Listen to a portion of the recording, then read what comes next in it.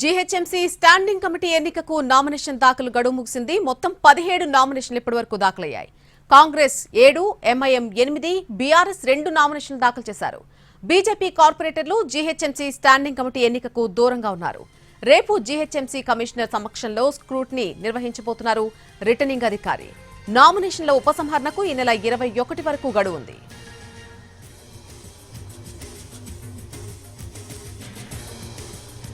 GHMC standing committee ఎన్నికకు nomination దాఖలు గడువు ముగిసింది. ఈ రోజుతో మొత్తం 17 నామినేషన్లు దాఖలయ్యాయి. కాంగ్రెస్ నుంచి 7, ఎంఐఎం 8, బీఆర్ఎస్ 2 నామినేషన్లు దాఖలు చేయడం జరిగింది.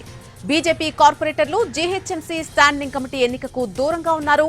రేపు జీహెచ్ఎంసీ కమిషనర్ సమక్షంలోనే స్క్రూటినీ నిర్వహించబోతున్నారు రిటర్నింగ్ అధికారి. ఇక నామినేషన్ల ఉపసంహరణకు ఈ నెల 21 వరకు గడువు ఉంది. ఫస్ట్ మార్చ్తో అయిపోతుంది కాబట్టి మనము స్టాండింగ్ కమిటీ కొత్త సభ్యుల్ని ఎన్నుకోవడానికి మనం నోటిఫికేషన్ ఇవ్వడం జరిగింది. ఈ నెల ఫిబ్రవరి 5న మనం స్టాండింగ్ కమిటీ సభ్యులను ఎన్నుకోవడానికి కానీ నోటిఫికేషన్ ఇవ్వడం జరిగింది. అలాగే ఫిబ్రవరి 10th నుంచి 17th వరకు నామినేషన్స్ తీసుకోవడం అంటే నామినేషన్ తీసుకునే ప్రక్రియ స్టార్ట్ చేశాము. మనకు సెకండ్ డేన 4 నామినేషన్స్ వచ్చాయి.